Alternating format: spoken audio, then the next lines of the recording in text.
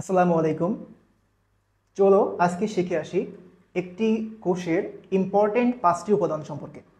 যেমন আমাদের অংশ হচ্ছে endoplasmic reticulum, ribosome, centrosome, Golgi body এবং লাইসোজোম। First, endoplasmic reticulum. এটি কি? এটি হচ্ছে নিউক্লিয়াস। আর এই নিউক্লিয়াস থেকে দেখো বের হয়েছে কিছু রেটিকুলাম, কিছু সুতা। এই রেটিকুলাম হচ্ছে টু টাইপস, দুই প্রকার। দেখো এই রেটিকুলামগুলোর সাথে কোনো দানাদার বস্তু নাই, কিন্তু এগুলোর সাথে এই দানাদার বস্তু আছে। তাই আমরা এই এন্ডোপ্লাজমিক রেটিকুলামগুলোকে বলবো অমসৃণ এন্ডোপ্লাজমিক রেটিকুলাম, আর এই অংশগুলোকে বলবো মসৃণ এন্ডোপ্লাজমিক রেটিকুলাম।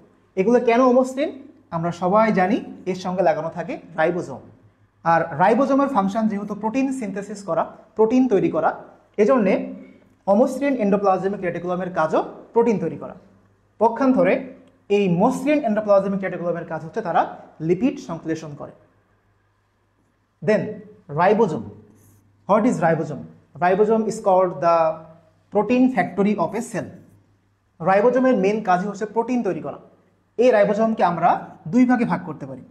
একটিকে বলা হয় 70S রাইবোজোম, অন্যটিকে বলা হয় 80S রাইবোজোম। আমরা জানি উন্নত শ্রেণীর প্রাণীতে বা জীবে থাকে 80S রাইবোজোম, আর যেগুলো অনুন্নত শ্রেণী তাদের থাকে 70S রাইবোজোম। এই 70S রাইবোজোমকে আমরা দুইটা সাব ইউনিটে ভাগ করতে পারি। একটি হচ্ছে 50S এবং 30S, আর 80Sকে ভাগ করতে পারি 60S আর 40S। এগুলো আসলে যোগফল নয়। যদি তুমি যোগ করো যে 60 আর 40 মিলে তো 100 হয়, তাহলে কিভাবে এটা 80S হলো? বা 50 আর 30 মিলে তো 80 হয়, তাহলে কিভাবে এটা 70S হলো? অ্যাকচুয়ালি এস মিনস ভেদবার্গ একক। ভেদবার্গ একক এগুলো আমরা সাধারণত সেন্ট্রিফিউজ করার মাধ্যমে বুঝতে পারি।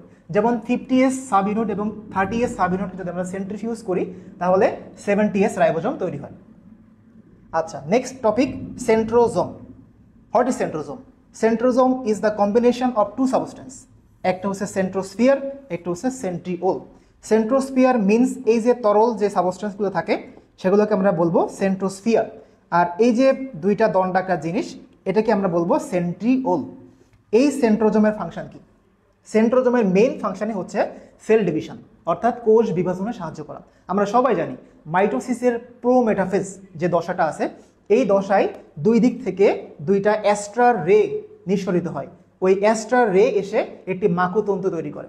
এই যে অ্যাস্ট্রার রে তৈরি হয়, মাকুতন্তু তৈরি হয় বা ট্রাকশন ফাইবার তৈরি হয়, এগুলো কে করে? এগুলোই করে হচ্ছে প্রাণীকোষে সেন্ট্রোজোম। একটা ইম্পর্টেন্ট ইনফরমেশন হচ্ছে centrosome is present only in animal, not in the plant.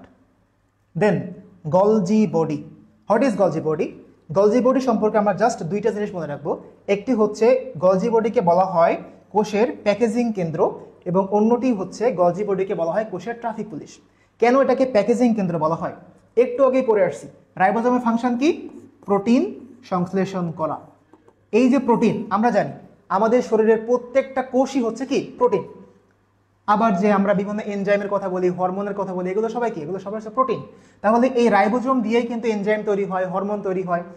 আর এই এনজাইম হরমোনগুলোকে যখন তৈরি করে রাইবোজোম, তখন এই গলজি বডি এসে কি করে? সেগুলোকে প্যাকেট করে। প্যাকেট করে সেগুলো আমাদের রক্তের মাধ্যমে পরিবহন করে। Then lysosome. Lysosome is very important. Why? কারণ আমরা জানি আমাদের সব অর্গান সিস্টেমে, যেমন তুমি যদি বলো যে আমাদের লাংসে অর্থাৎ ফুসফুসেও কিন্তু একটা প্রোটেক্টিভ মেকানিজম আছে। যেমন যদি কোনো অর্গানিজম বা কোনো জীবাণু আমাদের শ্বাসনালী দিয়ে প্রবেশ করে, তখন ইনিশিয়ালি প্রথম দিকে আমাদের নাকের ভিতরে যে লোমগুলো থাকে সেগুলো সেটাকে আটকানোর ট্রাই করে। যদি সেগুলো আটকাতে না পারে, তখন আমাদের শ্বাসনালীর ভিতরে যে মিউকাস থাকে, এই মিউকাস সেগুলোকে আটকানোর ট্রাই করে।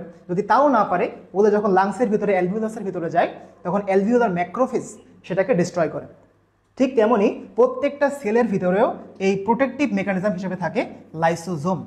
যখন কোনো জীবাণু কোষের ভিতরে প্রবেশ করে, তখন এই লাইসোজোম এসে ওই জীবাণুকে ডিস্ট্রয় করে, ধ্বংস করে। তবে লাইসোজোম সম্পর্কে আমরা আরও একটি ইনফরমেশন জানি, সেটি হচ্ছে লাইসোজোমকে বলা হয় সুইসাইডাল ব্যাগ বা আত্মঘাতী থলিকা। কেন? কারণ লাইসোজোম যেমন ভালো, তেমন যদি পরিবেশ খারাপ হয়ে যায়, যদি এনভায়রনমেন্ট উল্টাপাল্টা হয়ে যায়, তখন লাইসোজোম কিন্তু আবার আমাদের জন্য খারাপ। কিভাবে?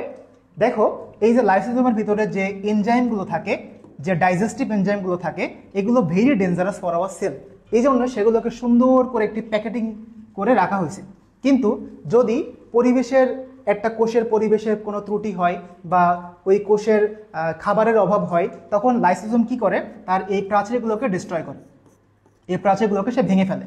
তখন এর ভিতর থেকে যে ডাইজেস্টিভ এনজাইম আছে সেগুলো কোষের ভিতরে চলে আসে, তখন সম্পূর্ণ কোষটা একেবারে ডাইজেস্ট হয়ে যায় বা ডিস্ট্রয় হয়ে যায়। এই জন্যই আমরা লাইসোজোমকে বলি the suicidal bag of a cell or আত্মঘাতী থলিকা। তো আজকে আমরা 5টা জিনিস পড়লাম, আজকে এই পর্যন্তই। Thank you very much.